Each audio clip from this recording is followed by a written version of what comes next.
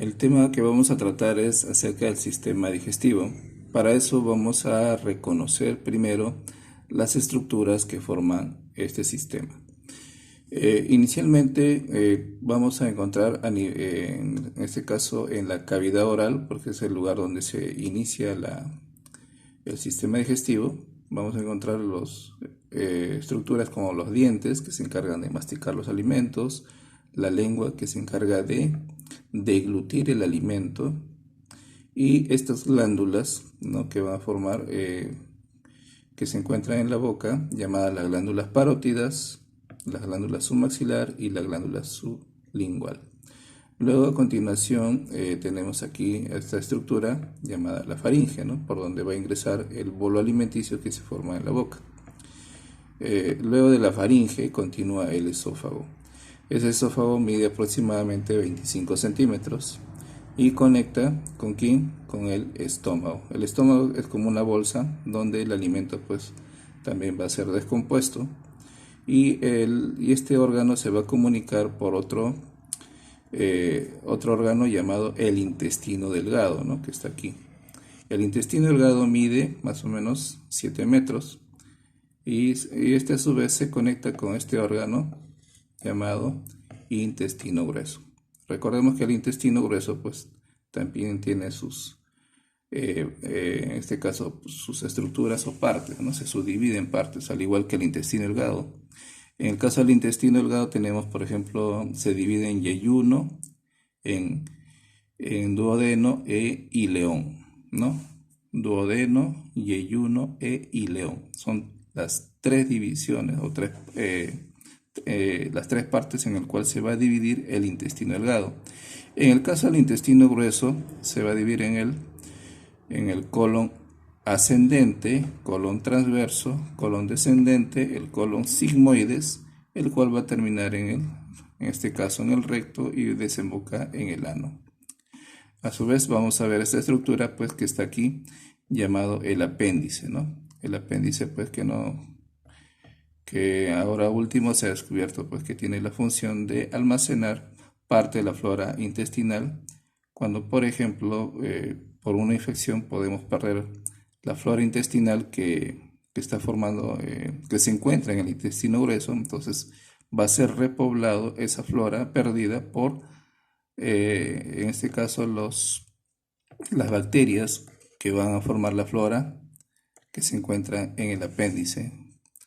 Luego tenemos estos dos órganos, ¿no?, que son en este caso el hígado y el páncreas, ¿no?, también conocidos como los órganos anexos, los cuales van a producir ciertas sustancias, ¿no? Por ejemplo, en el caso del hígado, presenta aquí una vesícula que va a producir la bilis, y aquí tenemos el páncreas, que va a producir el líquido pancreático, que también va a, en este caso, participar para la descomposición de ciertas sustancias que nosotros consumimos.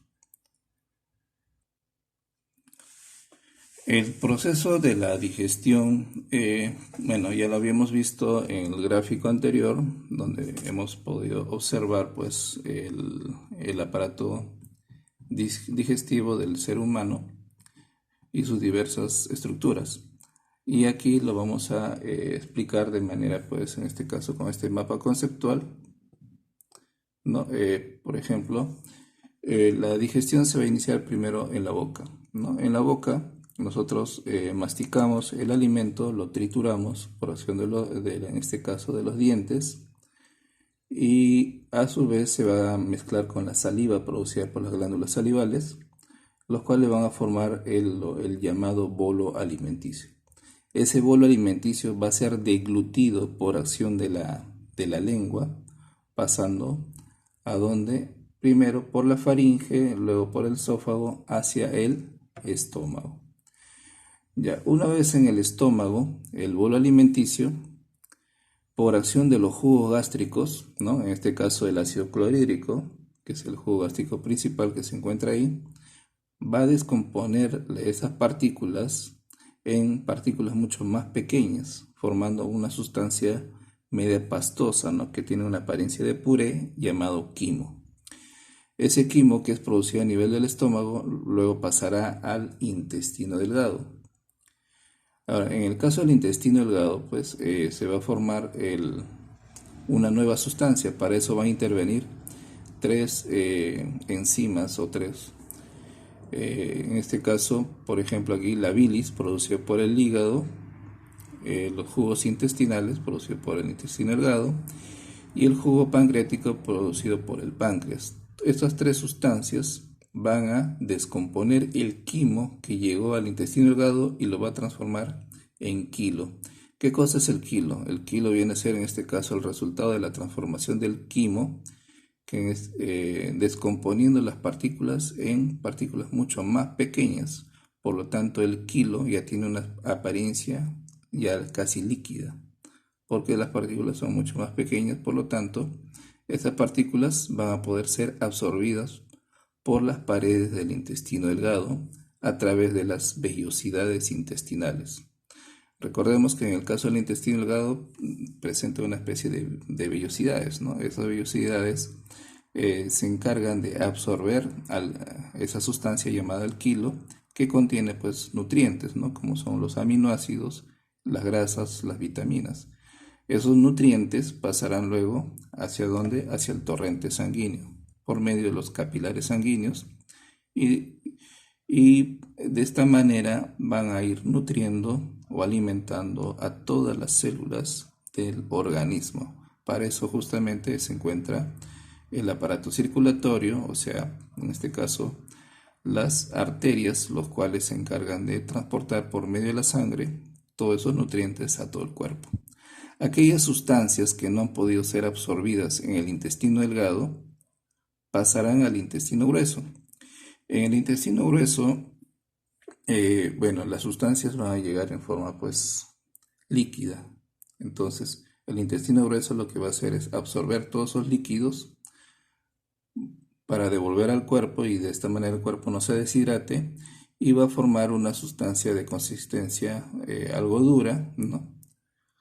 Y esas sustancias, mejor dicho, esa estructura que se va a formar de consistencia algo dura ya se denominan las heces fecales, las cuales son los desechos que van a ser eliminados del cuerpo. Por ejemplo, aquí tenemos una imagen donde podemos observar, por ejemplo, aquí tenemos el huevo que contiene, pues, tanto el huevo como la carne contienen proteínas y también tienen grasas, ¿no? Proteínas y lípidos.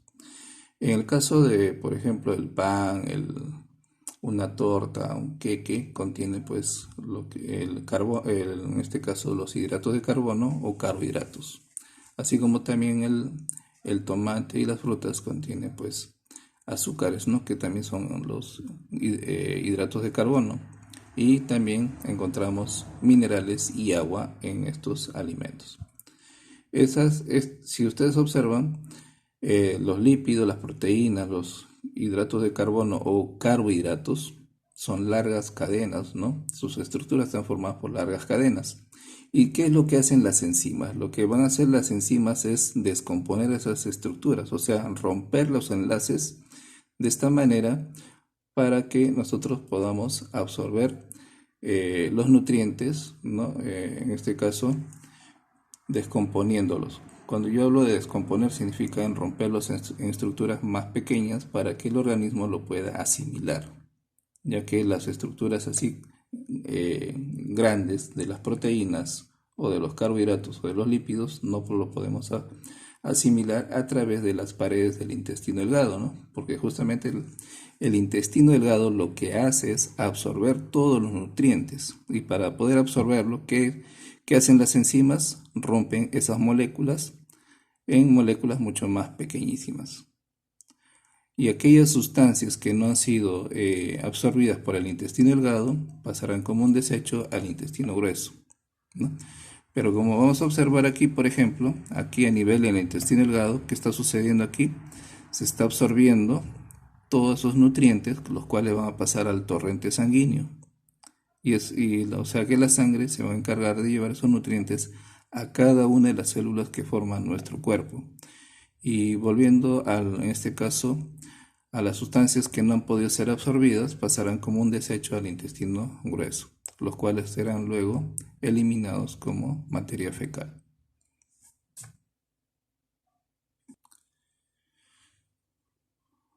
Como hemos visto, en todo el proceso digestivo hay una parte se puede decir una parte mecánica y una parte química. La parte mecánica es cuando, por ejemplo, nosotros masticamos el alimento por acción de los dientes y lo deglutimos por acción de la lengua, ¿no? Entonces, ahí estamos hablando de la parte mecánica, ¿no? Movimiento. También cuando el alimento ingresa al esófago, luego pasa al estómago y del estómago al intestino delgado y al grueso, estos órganos también tienen su propio movimiento, ¿no? Un movimiento que hace que el alimento vaya avanzando. A estos movimientos se le llama movimiento peristáltico.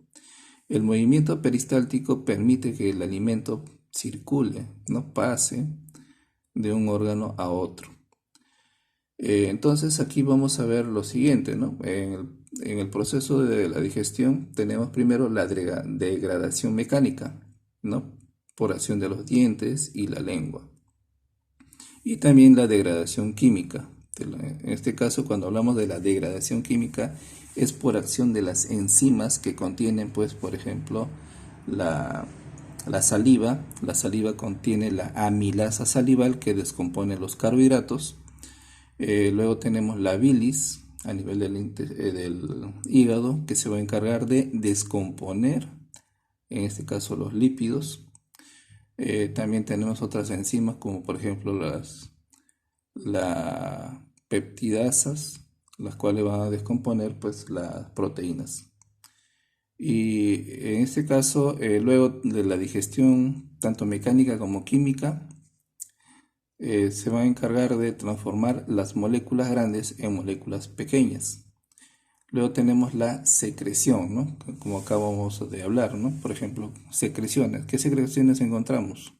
Encontramos, por ejemplo, a nivel de la boca, la saliva, a nivel del hígado, en este caso, con la bilis, que es segregada por la vesícula biliar, y el páncreas. Esas son la secreción. Motilidad, como acabo de hablar, el movimiento de las estructuras que forman el tubo digestivo, que vendría a ser el intestino delgado, el intestino grueso, el estómago, todos ellos tienen motilidad. Y esa motilidad se conoce con el nombre de peristaltismo, ¿no? Estos músculos se van a mover para que el alimento avance. Y la absorción que se va a producir en este caso a nivel del intestino delgado, y aquellos desechos que no van a ser, mejor dicho, aquellas sustancias que no han podido ser absorbidas formarán los desechos, los cuales serán defecados. Entonces vamos a ver aquí 5 procesos: la digestión, la secreción, la motilidad, o sea, movimiento del tubo digestivo, la absorción y la defecación.